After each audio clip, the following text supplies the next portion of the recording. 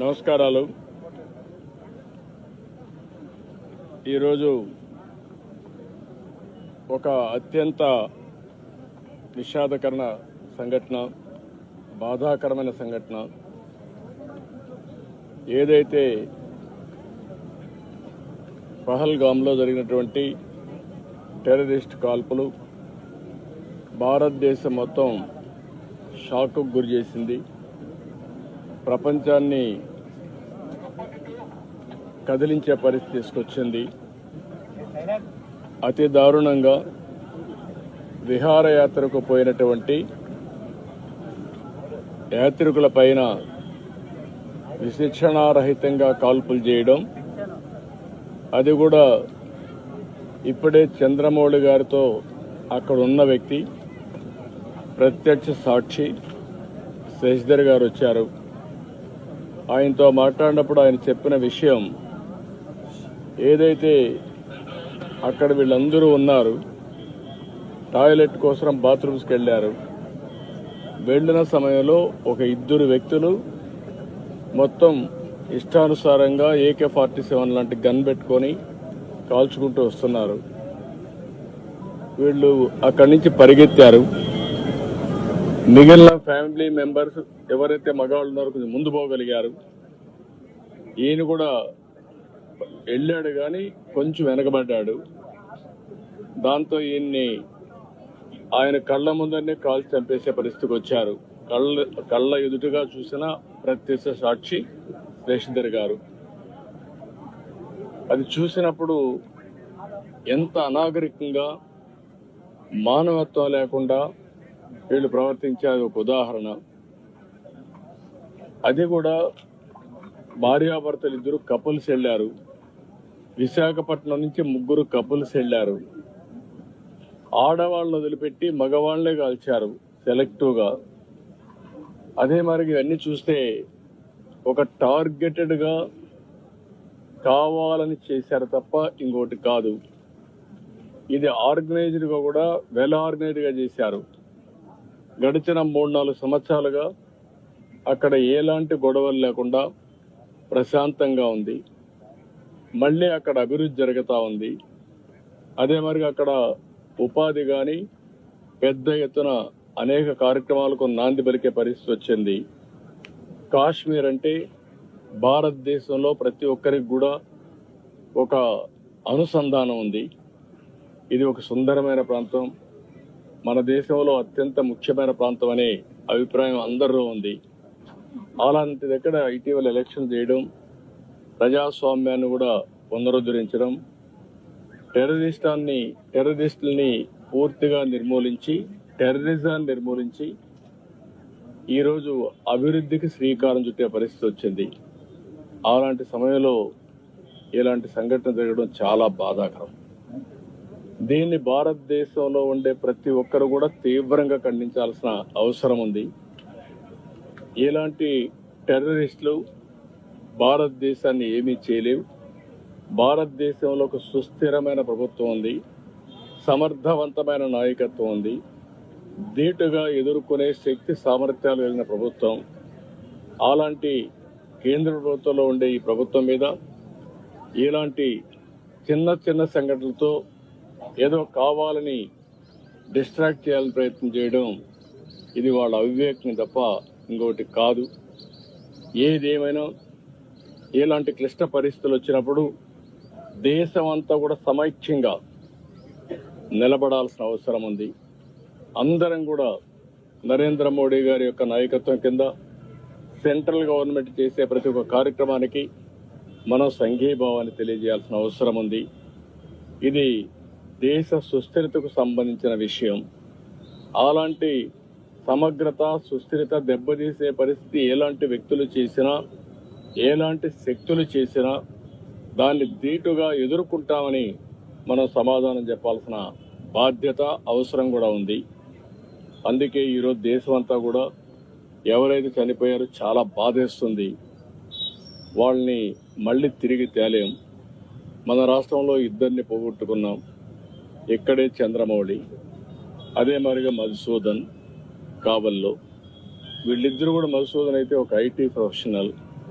ఈయనైతే ఎస్బీఐలో పనిచేసి రిటైర్ అయ్యి నాగమణి ఆయన వైఫ్తో కూడా కలిసి 3 కపుల్స్ వెళ్ళారు. వాళ్ళ బాధ చూసినప్పుడు ఎవరైతే ఆయన సిస్టర్లో ఇప్పుడు చూసాం, కుటుంబం కుంగిపోయే పరిస్థితికి వచ్చారు. ఏది ఏమైనా ఇలాంటి సమయంలో ప్రజల్లో చైతన్యం తేవలసిన బాధ్యత మనందరిపైన ఉంది. అందరం కూడా ఒకే మాట పైన నిలబడాల్సిన అవసరం ఉంది. ప్రధానమంత్రి చేసే ప్రతి ఒక్క కార్యక్రమానికి సంఘీభావాన్ని తెలియజేయడమే కాకుండా మనం అందరం కూడా ఆయనకు పూర్తి సహకారాన్ని అందించాల్సిన అవసరం ఉంది. ఇది జరగాలంటే ప్రతి ఒక్క దగ్గర చైతన్యం తీసుకురావాల్సిన బాధ్యత మన పైన ఉంది. అక్కడక్కడ టెర్రరిస్ట్ని చూస్తున్నాం. వీళ్ళ ఇష్ట ప్రకారం ఇన్ఫిల్టర్ అయ్యే ప్రమాదం కూడా ఉంటుంది. కాబట్టి బార్డర్లో జాగ్రత్తగా ఉండాలి. ఎప్పటికప్పుడు ఏదైనా డౌట్స్ ఉంటే అలాంటి వ్యక్తుల పైన మనం కూడా నిఘా వేయాల్సిన బాధ్యత కూడా ఉంటుంది. ఇవన్నీ చేయడం కోసం మనం అందరం మళ్ళీ సంఘీభావాన్ని తెలియజేస్తూనే సమగ్రతను కాపాడుకునే బాధ్యత తీసుకురావాలని ఈరోజు మేమందరం కూడా ప్రజాప్రతినిధులు ఇక్కడికి వచ్చాం. తప్పకుండా ఆ కుటుంబాలకు అండగా ఉంటాం. అందుకే ఆంధ్రప్రదేశ్ ప్రభుత్వం తరపున ఆ కుటుంబానికి ఇద్దరికి కూడా 10 లక్షల రూపాయల ఆర్థిక సహాయం కూడా చేస్తాం.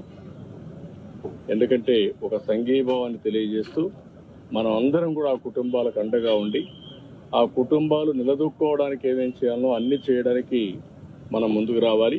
ఆ శక్తి మనకుంది.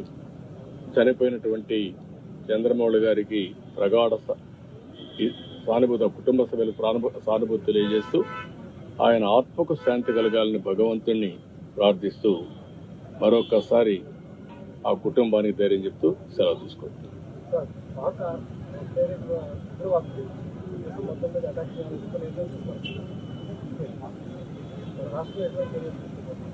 నేను అందుకనే చెప్తున్నాను, ఒక నిర్దిష్టమైన నాయకత్వాన్ని ఇస్తాం. ఒక మాటలో చెప్పాలంటే ఎవరైనా సరే ఎక్కడైనా సరే ఇలాంటి చిల్లర వేషాలు ఇస్తే అలాంటి వాళ్ళకి హెచ్చరిస్తున్నా అదే చివరి రోజు కావాలి. ఎందుకంటే ప్రజా జీవితాలతో ఆడుకుని దేశాన్ని బెదిరించాలనో దేశ సమగ్రతను దెబ్బతీయాలనుకుంటే మాత్రం వాళ్ళ ఆటలు సాగవు. ప్రభుత్వాలు గట్టిగా ఉంటాం, ధీటుగా ఉంటాం, సమాధానం చెప్తాం. అదే సమయంలో నేను కోరుకునేది ప్రజలు కూడా అప్రమత్తంగా ఉండాలి. మనకు తెలియని వ్యక్తి మన పక్కన ఎవరన్నా వస్తే ఎవరు వస్తున్నారో కూడా చూసుకుని ప్రజలే పోలీసింగ్ చేసే పరిస్థితి రావాలి. అప్పుడే ఇలాంటి సమస్యలన్నీ కంట్రోల్ అవుతాయి. ఈరోజు ప్రపంచంలో భారతదేశం దూసుకెళ్లే పరిస్థితి వస్తూ ఉంది. ప్రపంచంలో అగ్రదేశాలన్నీ కూడా ఒకసారి ఆలోచిస్తే అందరికంటే ముందు మనం ఉండే పరిస్థితి వస్తూ ఉంది.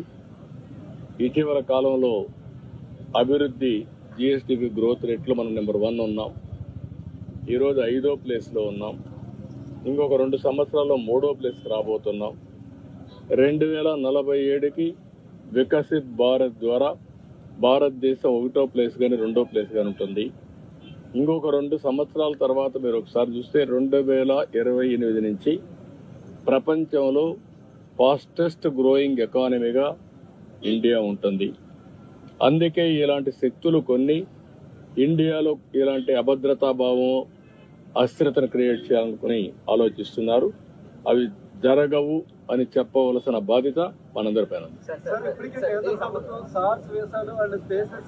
కూడా క్యాన్సిల్ చేయడం జరిగింది. 2 దేశాల మధ్యలో ఉన్న అంటే పాకిస్తానీలు ఎవరైనా ఇండియాలో ఉండుంటే 48 hours లో బయటకు వెళ్ళిపోవాలని చెప్పి చర్చించడం జరిగింది. దీన్ని ఏ విధంగా చూడాలి సార్? నేనేమంటానంటే ఇవన్నీ కూడా జరిగినప్పుడు భారతదేశం టెర్రరిజానికి వ్యతిరేకం. ఇంటర్నల్ గా కానీ ఎక్స్టర్నల్ గా కానీ భారతదేశం చాలా కాలం నుంచి పోరాడుతున్నాం.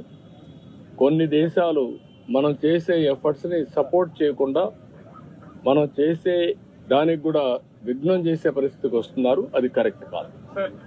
సార్ ఆల్రెడీ ఇంటెలిజెన్సీ నుంచి నిఘా వర్గాల హెచ్చరికలు ఉన్నాయి. ఈ తరుణంలో అంటే సముద్ర తీర ప్రాంతం మనకి ఎక్కువ ఉంది ఆంధ్రప్రదేశ్. నిఘా వ్యవస్థను ఎట్లా పటిష్టం చేయబోతున్నారు? దానికి ఏమైనా ప్లానింగ్ ఏమన్నా?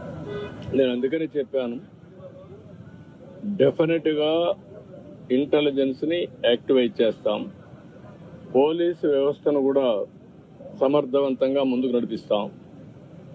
కేంద్రం రాష్ట్రం రెండు కలిపి ఎప్పటికప్పుడు సమాచారం కూడా షేర్ చేసుకుంటూ ఎక్కడికక్కడ పటిష్టమైనటువంటి చర్యలు తీసుకుని ముందుకు పోతాం.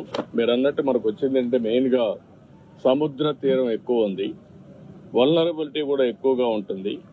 అలాంటి సమయంలో జాగ్రత్తగా ఉండడమే కాకుండా అప్రమత్తంగా ఉండాల్సిన బాధ్యత మన పైన ఉంది. డెఫినెట్ గా ఉంది. అమెరికా అధ్యక్షుడు ఇండియా పర్యటనలో ఉన్నారు. గతంలో కూడా ఇలాంటి పరిస్థితి వచ్చింది, గతంలో కూడా వచ్చింది సార్. అంటే ఏం చెప్తారు సార్ దానికి సంబంధించి? అంటే మోదీ గారు కూడా ఇండియాలో లేనప్పుడు ఈ అటాక్ జరగడం అంటే అసలు కుట్ర కూడా ఉందని చెప్తున్నారు సార్. దాని నేనేమంటానంటే ప్రతి ఒక్క దానికి కూడా ఒక ప్లానింగ్ ఉంటుంది, ఒక టైమింగ్ ఉంటుంది. ఇలాంటి టైమింగ్ ఎంచుకోవడం కూడా మీరు చెప్పినట్టు కూడా అనుమానం వచ్చే పరిస్థితి వస్తుంది. అమెరికా వైస్ ప్రెసిడెంట్ ఇక్కడ ఉండడం, మన ప్రధానమంత్రి విదేశాల్లో ఉండడం, ఆ టైమింగ్లో జరగడం అనేది చాలా బాధాకరం. దీన్ని కూడా ప్రజలందరూ కూడా అర్థం చేసుకోవాల్సిన అవసరం ఉంది. ఇది కూడా కుట్ర కోణంలో ఒక భాగంగా ఉండే అవకాశం కూడా ఉంటుంది. సార్, రేపు రాజ్నాథ్ సింగ్ గారి ఆధ్వర్యంలో అఖిలపక్ష మీటింగ్ జరగబోతుంది. దీని యాజ్ ఎ పార్ట్ ఆఫ్ ఎన్డీఏగా మీరు ఎటువంటి సూచనలు ఇవ్వబోతున్నారు ఈ మీటింగ్? అన్ని విధాల ఈరోజు మనం గుర్తుపెట్టుకోవాల్సింది ఎన్డీఏనే కాదు, వివిధ రాజకీయ పార్టీలు, మేధావులు, ప్రజలు, లేకపోతే వివిధ వర్గాలకు సంబంధించిన ప్రతి ఒక్కరు కూడా ఆలోచించుకుని మనలో ఒక అవేర్నెస్ రావాలి. పూర్తిగా కేంద్రాన్ని సహకరించే పరిస్థితి రావాల్సిన బాధ్యత అందరిపైన ఉంది. అందుకే నేను ఒకటే చెప్తున్నా, నేషన్ ఫస్ట్, దేశం ఫస్ట్, తర్వాతనే ఏ వ్యక్తి అయినా ఏ ప్రాంతమైనా. ఈరోజు ఈ దేశానికే ఒక సవాలు విసిరే విధంగా కొంతమంది టెర్రరిస్ట్ మూక ఇలాంటి కార్యక్రమం చేసినప్పుడు ప్రతి ఒక్కరికి ఆ బాధ్యత ఉంది. ప్రతి ఒక్కరు కూడా దేశభక్తితో ముందుకొచ్చి ఇలాంటి చర్యల్ని ప్రతిఘటించడమే కాకుండా ఎంత వీలైతే అంత స్ట్రాంగ్ గా ఖండిస్తే తప్ప మన రాష్ట్రాన్ని, మన దేశాన్ని మనం కాపాడుకునే పరిస్థితి ఉండవు. ఈ ఇన్సిడెంట్ జరిగిన తర్వాత ఒక వర్గం పైన విపరీతమైన ట్రోలింగ్ జరుగుతూ ఉంది. దీని మీద మనం ఏమైనా అంటే ఇప్పుడు ఇక్కడ జరిగేది ఏంటంటే మన వర్గాలు కాదు ఇక్కడ కావాల్సింది. ఈ దేశంలో పుట్టిన ప్రతి ఒక్క వ్యక్తి దేశభక్తితో దేశ సమగ్రత కోసం పనిచేయాలి. విదేశాల నుంచి వచ్చి ఈ దేశాన్ని అస్థిరత చేయాలనుకుంటే మాత్రం అలాంటి శక్తుల పట్ల రాజీ లేని పోరాటం చేయాలి, చేస్తే. సోషల్ మీడియాలో విపరీతమైన ట్రోల్ జరుగుతుంది. దీనికి సంబంధించి ప్రభుత్వం వైపు నుంచి అటువంటి పోస్టుల మీద ఏమన్నా? అవన్నీ కూడా విల్ కంట్రోల్. మనకు కావాల్సింది ఎక్కడి నుంచి వచ్చింది, కేంద్రం ఒక డైరెక్షన్ ఇస్తుంది, ఆ డైరెక్షన్ అందరూ ఫాలో కావాల్సిన అవసరం. రాష్ట్ర వ్యాప్తంగా ఏదైనా ప్రత్యేకమైనటువంటి నిఘా ఏర్పాటు చేసే అవకాశం ఉండదు? అప్రమత్తంగా ఉంటాం, అన్ని విధాల డెసిషన్ తీసుకుంటాం ఎప్పటికప్పుడు. ఎలా గుర్తిస్తారు సార్? దానికి ఒకటే మార్గం, కొన్ని ఇంటెలిజెన్స్ కానీ కేంద్రం నుండి ఐబీకి కానీ కొన్ని సోర్సెస్ ఉంటాయి, దాని ద్వారా వాళ్ళు చేస్తారు. అందరికంటే ముఖ్యంగా ప్రతి ఒక్కరూ ఒక ఇంటెలిజెంట్ ఆఫీసర్గా మీరు పనిచేయాలి. ప్రజలే అప్రమత్తంగా ఉండాలి. మీ పక్కన ఉండేది మీకు తెలియదా? తెలుస్తుంది.